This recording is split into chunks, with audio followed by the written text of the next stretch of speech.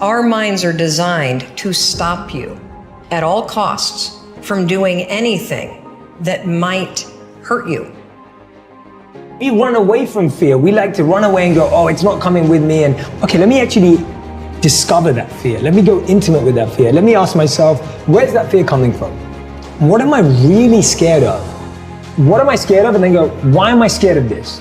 Why am I scared of this? Why am I scared of this? And when you can't ask why any longer, you've got to the answer, and that's what you have to deal with. Most of us are not dealing with what we're actually scared of.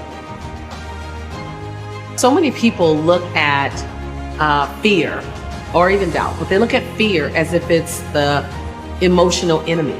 You know, it's the enemy emotion. Like, oh, I can deal with compassion, I can deal with love, I can deal with understanding, but when fear comes, oh my God, bad thing. No, first of all, change your relationship to fear. I've said this before. Fear is not the enemy. The feeling of fear is just like any other emotion. Fear is actually informing you. Fear is telling you that you need to do something. Either do more research, get some support, get some insight, study a little more, slow down.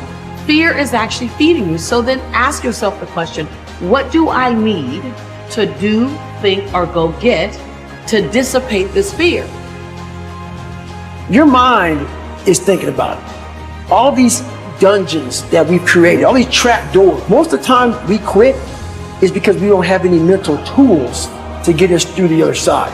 So my whole thing for people is you have to examine why are you doing it in the first place. Everything is about perspective and what you consider a win. You know, some people think they're winning because other people think they're winning, even though they don't feel good about what they're doing. So I go, you think I'm winning, so that must mean I'm winning. But I feel like that's not winning. You know, you have to know what makes you happy, what you consider a win. Not everybody's win is the same. Recognize that fear doesn't mean stop. People think, oh, I'm afraid, let me stop. Okay, that's a choice to stop. Fear doesn't necessarily mean stop. Fear might mean proceed with caution or proceed with more strategy. Whenever I'm feeling fear, it doesn't tell me, so I don't even think now to stop with fear. I do think to slow down, go get some help, go get some insight, voice my fear so that it's not just all in my head. So don't try to outrun fear. Don't try to outrun doubt. And definitely don't wait until doubt and fear are gone before you move.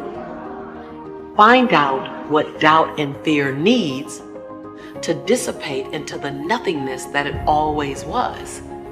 What does it need? And then understand that action brings clarity. So the more you move forward, the more action you're in, the more clarity you get, because action breeds clarity. And clarity comes with action.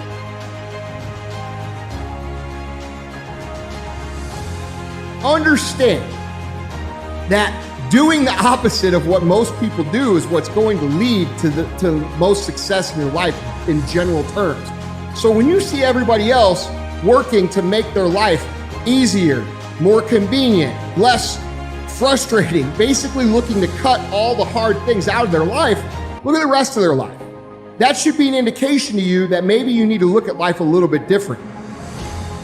When you really get after something, listen to me, total immersion in something, you can become unbelievably proficient at it. You'll get unbelievable at getting people to believe you believe it. You will be loaded with certainty from product knowledge to belief to skills, and you will be completely immersed with, I believe, no B plan.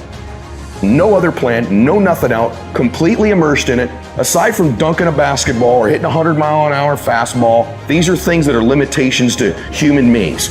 But average, ordinary people every single day succeed in the business of persuading people. There is no limitation to you being able to do it except those things. A good fighter is not necessarily the greatest fighter ever lived. It's where you want to go. You know what I mean? A good fighter just to be diligent and committed and disciplined, doing what you hate to do, but do it like you love it. You know, always testing yourself and forcing yourself to the limits. And one of the things that I see people do is they don't understand that you should actually be seeking out the proper obstacles that are going to teach you the lesson and embrace them so that you can be better. Because, dude, we could talk about and whine about and cry about everything in our lives, but there's only one thing that's going to change it, and that's actually taking action towards the place that you want to go. What you put in will produce the output. There's so many individuals out there that are so talented in different things that never accomplish anything. Okay, the world is filled with talented people. You know a lot of them yourselves, okay, and they never accomplish anything. With talent has to come preparation, has to come action, has to come development of being able to take those talents, take those skills, continue to develop them, continue to sharpen them physically, continue to sharpen them mentally, because at some point your physical talent is going to diminish as a professional athlete. That's just a fact, okay? But what keeps that competitive edge, what keeps you on top, is the ability to think and prepare mentally over and over and over again. The body has limitations, the mind does not. We focus so much on what goes on from the neck down that we forget it all starts from here. Everything starts from here. If you're not mentally ready, you're never really physically prepared. And that's where the preparation starts. I firmly believe that everybody in this room, everybody on this planet has a gift. It's your job to figure out what that gift is. So when you see a situation that's difficult, and you see a situation that, you know, other people don't want to do, you should maybe be the person who steps up to that and says, dude, I'm willing to do that because I learned this. I'm willing to take on that because I'm willing to get this skill. I'm going to endure this adversity because I know it's going to make me stronger. All right. So look at these as an opportunity for you to grow, as opposed to something that you should run away from because it's going to be difficult. This is something that champions and successful people, people who are great at what they do and live great lives that bring other people up, do automatically. Embrace your adversity and look for opportunities to get better and grow. Thinking it was possible. Guess what, ladies and gentlemen? That's what we have to do with our dreams. Because things happen to you in life that you can never, ever anticipate. And many times when those things happen, you want to give up. When you know within yourself that there's something you want to do, and I believe that all of us were born with a purpose, that all of us have something that we are supposed to do, that all of us have some goodness within us, and that goodness gives us a responsibility to manifest our greatness. And when you know that, you can feel it in your guts, and you know that you're deliberately operating below your potential, you've gotten comfortable, you stop expanding, you stop stretching, you stop challenging yourself. Let me share something else with you. Not only is it possible for you to have your dream, but it's necessary. It's necessary that you have it, that you work on it, that you develop yourself, that you go for what is yours in the universe. Tell me one thing in your life that is great that came as a result of being comfortable. Because everywhere I look and everywhere I see in today's society, everybody's doing everything they can to be more comfortable, right? They're looking for the more convenience. They're looking for the quicker. They're looking for the faster. And see, there's opportunity in that for those of you that want to get better. Because I'm going to tell you right now, all the great things in my life, all the great things in other high achievers' lives, all the reasons that these successful people that you look up to, that you aspire to be like, are the way they are, have all come from a place of being uncomfortable. It's possible you've got some talents, some ideas in you, your ability to do some stuff that you haven't even discovered yet.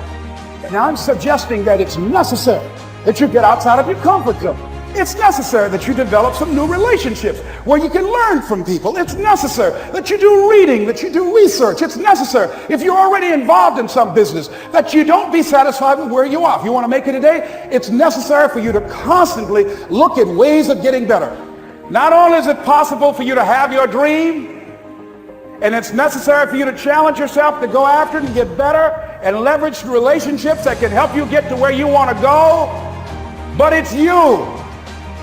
The major key to your reaching your dream, your living up to your greatness, your making your contribution is you.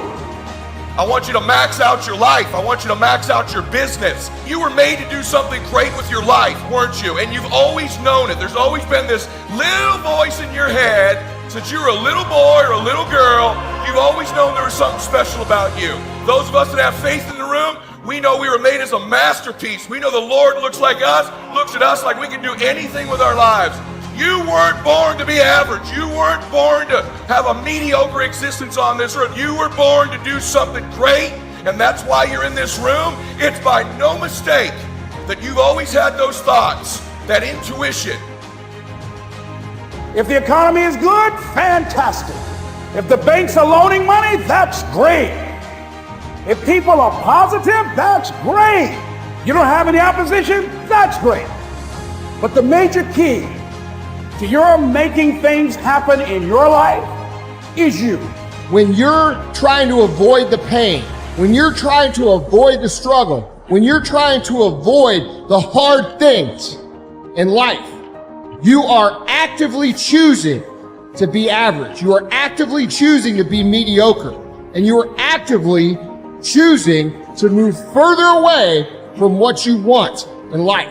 Because that hardship and that pain and that struggle and that frustration, they give you the skills that will forge you into a motherfucking champion.